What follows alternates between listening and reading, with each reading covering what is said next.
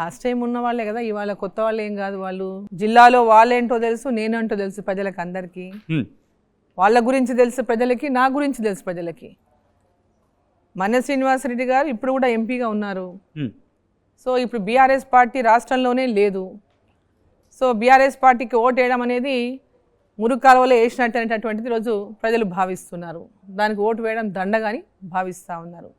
ఇంకొకటి కాంగ్రెస్ పార్టీ మొన్న అధికారంలోకి వచ్చిందని, అధికారంలోకి వచ్చింది 7 అసెంబ్లీలు కూడా కాంగ్రెస్ పార్టీ గెలిచింది కాబట్టి మేము గెలిచేస్తామనేటటువంటి విధంగా కాంగ్రెస్ పార్టీలో ఉన్నటువంటి ఆలోచన. సో ప్రజలు చాలా క్లారిటీతో ఉన్నారు.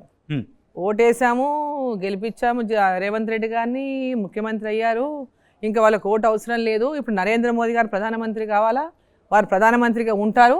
ఇక్కడ మహబూబ్నగర్లో భారతీయ జనతా పార్టీ గెలవాలి, డీకే అరుణమ్మ ద్వారానే అభివృద్ధి సాధ్యమవుతుంది అనేటటువంటి పబ్లిక్ క్లారిటీ ఉంది.